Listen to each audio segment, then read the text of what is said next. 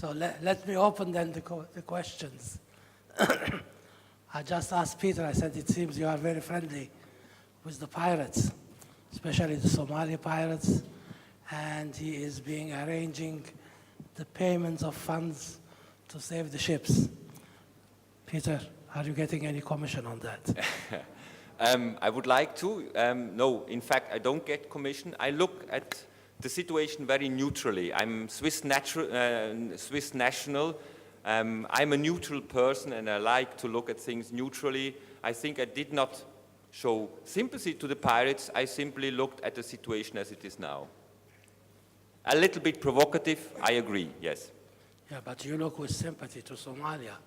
Yes. And you find out that this is the best business.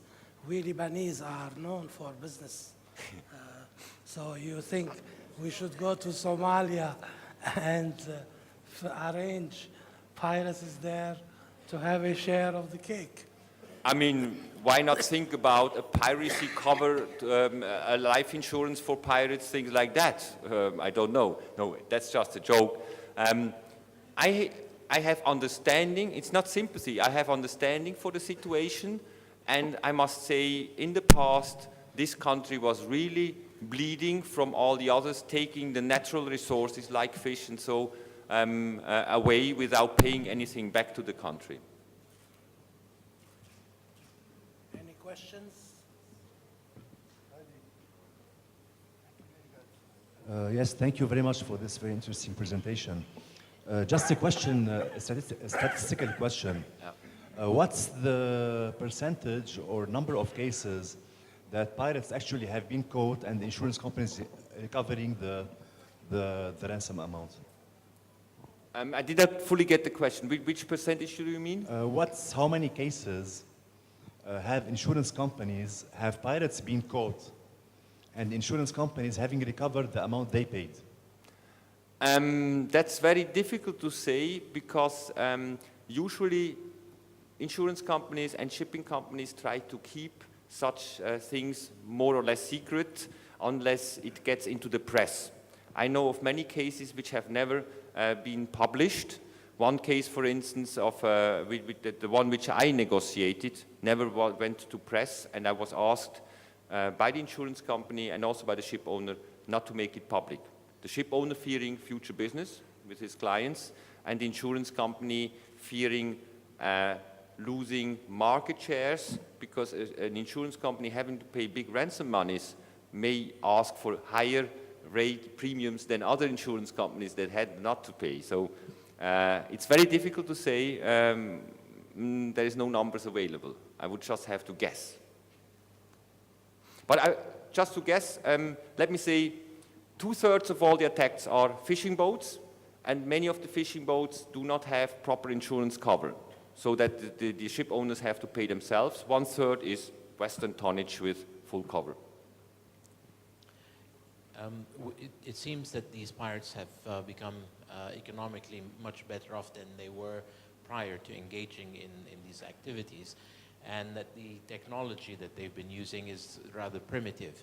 But with this improved economic situation, have you in the recent past seen an upgrade in the speed and, if you like, sophistication of the vessels that they are using, and therefore the defensive mechanisms that you are advocating or defensive strategies, are these still valid now? Yes, there is a big improve in technology they use. Just to give you an example, for the Cyrus Star, which finally was freed for $3.5 million ransom money, the pirates confirmed that they had a pre-investment, a preparatory investment of $500,000, which means to get information, they bought satellite telephones. They have direct satellite communication, including satellite internet communication, something which we don't have here. Yeah, it's very expensive. They invest about half of the ransom. Usually, they reinvest it for new boats, new engines. In the past, they had wooden skiffs. They are now turning more and more to fiber skiffs, which are more stable and less heavy.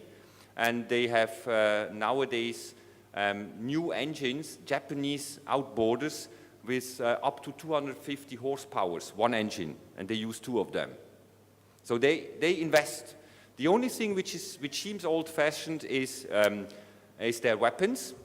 These are still leftovers from the war times, mainly Russian fabrication. Yeah, they look quite old, but still, you know, if such a self-propelled grenade hits a supertanker or a product carrier, I would not like to see what happens there.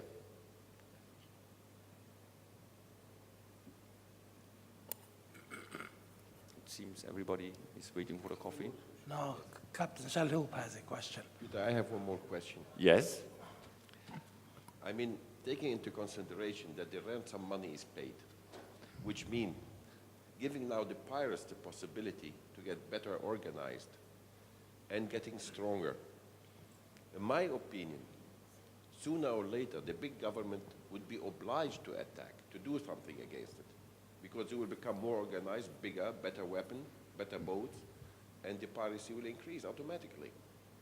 So isn't it better for the leading government in the world, like Germany, France, USA, to make an attack now on the pirates and finish it before they get stronger and more organized? This is a very good point, that piracy may increase because it's really a valuable business. The problem at the moment is twofold. One problem is the legal problem. According to the international convention or to international sea conventions, if a coastal state does not protect its nearby waters, other states are allowed to interfere, and the coastal state Somalia has to accept this interference. But this ends at the beach. It is much more difficult for the international community to legally acceptably interfere ashore, to simply go ashore. So far, only the French did it. They followed one group of piracy ashore, and they catch them ashore. But what was the reaction of the pirates? What would you do as a pirate? Very simple. You would in future not leave the crew on board if you have the money and go away. You would bring the crew ashore until you are really in safety. So this makes the situation for the pirate, for the crew members even worse. Yeah. But in fact, and the second problem is the losses for the international trade so far are negligible. You saw it from my figures. Yeah? If you take 18,000 passengers a year, compare it to only 90 successful attacks, that's 0.5% probability. It's too low to attract the interest of the international community to interfere ashore. I'm sure they would find ways if the percentage would reach something like 10 or 15%. Yes, thank you. I see your point of view that it's not commercially justifiable to try to spend money to prevent these attacks.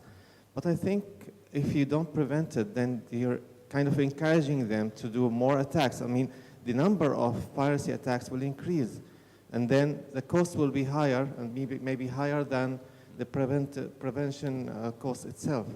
So I think the dilemma here is just how to collect contributions to these preventive measures.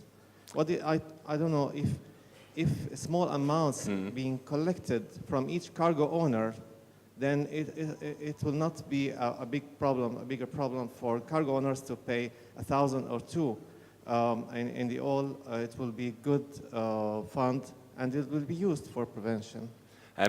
Thank you very much for this question. I was hoping for this question. Of course, one should not only look at crime from a commercial point of view. There is also a moral point of view to look at, where commercial calculations should not take place. If you look at criminal proceedings ashore against bandits or against thieves, each prosecution costs money, and it is usually not commercially justified. So there is a higher goal from a moral point of view, which concerns the entire world community. Should we allow crime to happen? Should we allow crime to happen for commercial reasons or commercial calculations only? That's why I said my presentation is a little bit provocative. I personally would say, no, that should not happen. We should not only look at it commercially, but this is what exactly is going on at the moment. Yeah? I think the world community, we are modern civilized persons, we are modern civilized countries, we should not allow things to happen as it is there.